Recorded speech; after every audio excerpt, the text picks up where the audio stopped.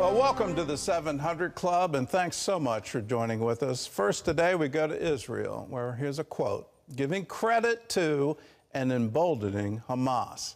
Well, that's Nikki Haley's reaction to Spain and Norway's decision to recognize a Palestinian state with East Jerusalem as the capital. Well, the news comes as Israel is investigating an incident where dozens of civilians died in an airstrike in Rafah. Chris Mitchell is bringing us the details from Jerusalem. As the White House investigates whether an Israeli strike that the Gaza Ministry of Health says resulted in the death of dozens of civilians violated a red line, Israeli Prime Minister Benjamin Netanyahu defended Israel's actions while admitting a tragic mishap took place. In Rafah, we've already evacuated about 1 million non-involved residents. And despite our best efforts not to harm the non-involved, unfortunately, a technical failure happened last night. We're investigating the case. We will present the conclusions because this is our policy. The IDF released this graphic showing the strike took place outside the humanitarian zone set up to take Gazans out of harm's way. They took several steps to reduce the risk to uninvolved civilians and use precision munitions. This video posted online purports to show that a Hamas jeep loaded with ammunition and weapons contributed to the destruction with secondary explosions. The strike targeted 2 senior Hamas terrorists who directed terror attacks in Judea and Samaria. According to initial reports, a fire broke out after the attack. These terrorists were hiding underground. Monday, former U.S. presidential candidate Nikki Haley toured the sites of the October 7th massacre, including the Nova Music Festival. Haley told reporters Israel is fighting the same enemies as America and blasted Ireland, Norway, and Spain for recognizing a Palestinian state. For all those countries who decided to recognize a Palestinian state, do you know what that felt like here in Israel? You just gave credit to Hamas and all that they did. For all those looking at the ICC and ICJ, right before we landed, there were strikes in Tel Aviv. Why?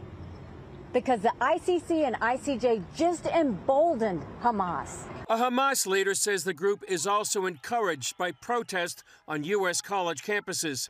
Khaled Mashal said the protesters will help defeat the Jewish state. We thank the great student flood which emerged from the American, European, and Western universities and has reached all the countries of our nation.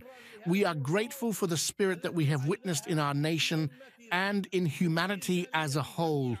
We have the opportunity to defeat Israel, Allah willing. We have an opportunity to dismantle the Zionist enterprise.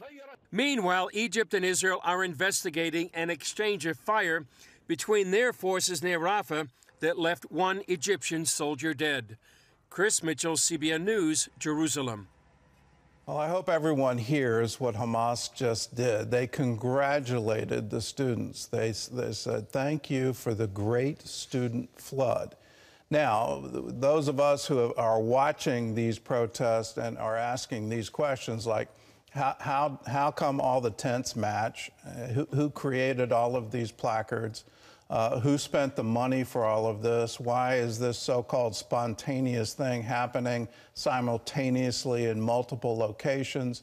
When you hear university presidents say it's not students doing the organizing and there's a clear and present danger, that's the president of Colombia calling out the police to disperse them. You look at all of this, and is it all of it a manufactured protest? Is Hamas really in charge of it behind the scenes? But here, clearly, what they're saying, they want to dismantle the Zionist enterprise. What that means is they want to wipe Israel off the map, which has been their goal from 1948. They have never wanted a Palestinian state. And for any country that says, we'll have peace if we just recognize that they have a state, well, they don't themselves want that. What they want is everything. They don't want Israel on the map. And that has been their goal since 1948.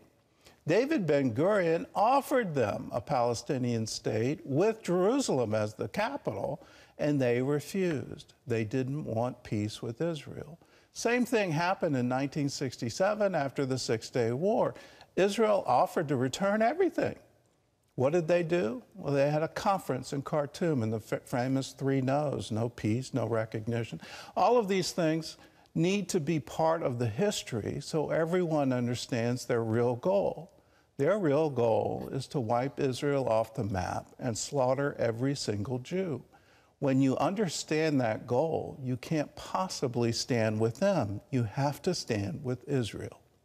In other news, people are picking up the pieces, and these have been devastating tornadoes. I was talking to a first responder last night, and their express wish, can nature please calm down? There's just been one disaster after another right here in America.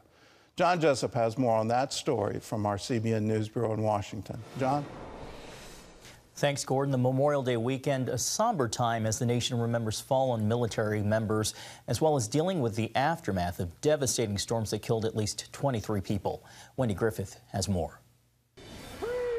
The Commander-in-Chief honored America's fallen warriors at Arlington National Cemetery Monday, reminding the country freedom and democracy is not free. Every generation has to earn it, fight for it, defend it in battle between autocracy and democracy, between the greed of a few and the rights of many.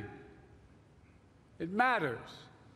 Our democracy is more than just a system of government. Former President Donald Trump met with Gold Star families of military service members who gave their lives in service to the country. Meanwhile, deadly storms ripped through several states over the weekend. More than 24 tornadoes touched down in the central part of the country, killing at least 23 people, including 4 children. States of emergency declared in Texas, Arkansas, and Kentucky, where officials say at least 100 highways and roads sustained damage. It got so intense that I could feel every particle of dirt, sand, fiberglass, glass hitting my face. 200 homes and businesses in Texas were destroyed. More storms are expected in the days ahead, and record heat forecast to extend across the South as crews race to restore power to hundreds of thousands of customers. In Arkansas, at least 8 people killed. In the city of Rogers, east of Bentonville, power lines torn down, businesses and homes destroyed. Tried to make it to the hallway. That's the most central part of our house, and that's when we realized we didn't have a roof. In Marion County, similar scenes. We felt it hit the house and just felt it started sucking air up through the walls. Churches are stepping up to help their communities. In Valley View, Texas, several congregations are providing shelter and other assistance to those who've lost their homes, as well as hot meals for first responders. Wendy Griffith, CBN News. Thank you, Wendy. Christians caring for storm victims is just one example of God's people shining their light. In California, churches across the Golden State recently came together to host the nation's largest ever baptism. As CBN's Charlene Aaron reports, an estimated 12,000 people took the plunge as part of a nationwide summer of spiritual awakening. We declare at this beach that Jesus Christ is Lord. Thousands made history by joining the Baptized California movement at beaches and churches across the state. Day one was a mighty move of God, read a post on the group's Facebook page. Another post added, today was powerful. More than 6,000 entered the Pacific at Huntington Beach, with the additional 6,000 people immersed in churches across the Golden State. Pastor Mark Francie, the visionary behind the monumental event, spoke of even Satanists joining in. It was a special weekend. We did see a lot of people, so many cool stories. They're flooding in, from Satanists that, came to the beach, that got radically encountered by the love of God, ended up getting baptized spontaneously, to one young couple, one couple literally proposing. The guy gets baptized, comes out of the water, has a ring in his pocket, proposes to his wife on the beach. Francie helped entire families who made their way to the water. I baptized one family that probably had 17 people, between kids, nieces, nephews, aunts, uncles, everyone getting baptized, crying, hugging.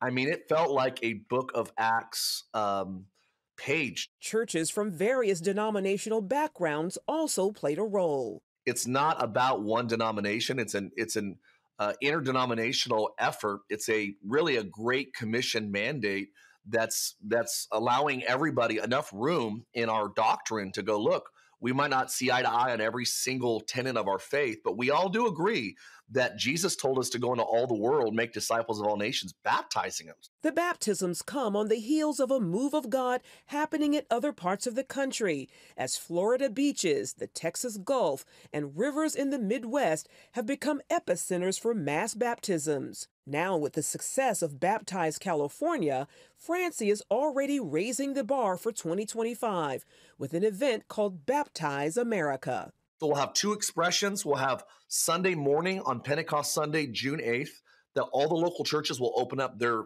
facilities right after your last service of the morning time that everyone baptizes in local churches. And then that evening, we'll do regional events all over America. But we already have, we have some denominations, some non-denominational networks with thousands of churches saying, we want to plug this in and encourage everybody in our movement to be a part of this. Charlene Aaron, CBN News. Exciting to see. Thanks, Charlene. Gordon, back to you. It is exciting to see, and it's so scriptural. When the enemy comes in like a flood, God always raises up a standard. I'll give you a lesson I learned about 2 weeks ago from one of my intercessors, mentors. He lives in Malaysia, and we were having a phone call, and I was going on about all the headlines and how it was looking bad for America and all of these kinds of things. And he just brought me up short and said, no, Gordon, that's not your job. You've got to lift up Jesus in the middle of this. You can't get overwhelmed by the news cycle. And when you see reports of baptisms like this, mass baptisms, where Christians are getting outside the walls of any particular denominational church and saying, we need to agree on this. Jesus died for our sins. He rose again from the grave. He is our hope. He is our future. He is our destiny, and he's coming again. You can see all the signs around us. If your hope is in politics, if your hope is in the economy, if your hope is into some kind of illusion of prosperity, please put all of that aside. Lift up Jesus. And it's not just here. Terry was talking in that story. She saw a report out of the Netherlands, out of Paris, France. We've got surveys from Germany showing great revival happening there. It's time for the church to stand up, proclaim the good news, proclaim that Jesus is coming soon. What he did the first time, he's going to finish up.